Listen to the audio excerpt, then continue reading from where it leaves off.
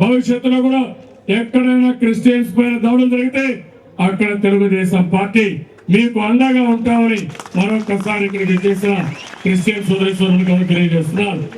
దౌర్జన్యాల్ని పూర్తిగా అరికడతాం. క్రిస్టియన్ ఆస్తులు ఉన్నాయి, పెద్దవాళ్ళు ఇచ్చారు, ఆ ఆస్తుల్ని పూర్తిగా పరిరక్షిస్తాం. ఇంకో పక్కన క్రిస్టియన్స్ ఉన్నారు, షెడ్యూల్ కులాల నుంచి క్రిస్టియానిటీ తీసుకున్నారు.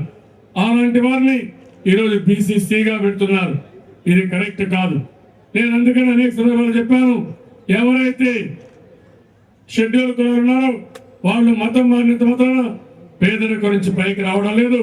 అలాంటి వారిని మళ్ళీ షెడ్యూల్ కులాలను పెట్టాలి, ఎస్సీ కేటగిరీలో పెట్టాలి. ఇది తప్పకుండా తెలుగుదేశం పార్టీ షెడ్యూల్ కులాల కోసం పోరాడతామని 746-47 జీవోలు 2 వచ్చాయి. నేనున్నప్పుడు ఇప్పుడు కూడా 746 కానీ 47 జీవోలు అవసరం రాలేదు. ఈ ప్రభుత్వం వచ్చిన తర్వాత ఈ 2 జీవోలు కూడా వచ్చాయి.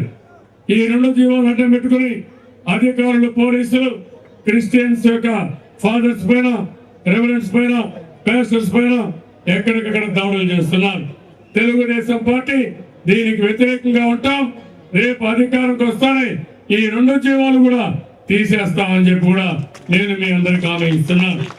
ఇంకో పక్కన బరియల్ గ్రౌండ్ సమస్య ఉంది, చాలా దిక్కడి సమస్యలు ఉన్నాయి. శ్మశాన వాటికి లేకుండా అవసరపడుతున్నారు. ఇది కూడా ఇవ్వాల్సిన అవసరం ఉంది.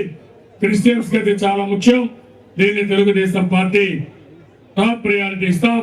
మీరు ఒకసారి చూస్తే మైనారిటీలు కూడా డబ్బులు ఇవ్వడమే కాకుండా చర్చలు కట్టుకోవడానికి మొట్టమొదటిసారిగా డబ్బులు ఇచ్చింది తెలుగుదేశం పార్టీ. అదే మరిగా కొత్తగా కట్టుకోవాలన్నా డబ్బులు ఇస్తాం. అయితే మీరు ఒకసారి ఆలోచిస్తే అది మైనారిటీస్ అన్ని కలిపాం. చాలా మంది అడిగేది క్రిస్టియన్స్ వేరే ఏమని అడుగుతున్నారు.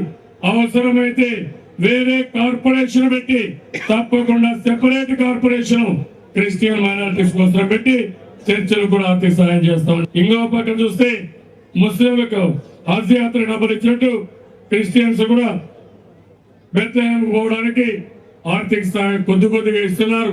దీన్ని పెద్ద ఎత్తున ఇవ్వాల్సిన అవసరం ఉంది. అది కూడా ఇస్తామని చెప్పి కూడా నేను మీకు తెలియజేసుకుంటున్నాను. మీకు ఏర్పాటు తోడుగా నుండి జయమనుగ్రహించను కాక.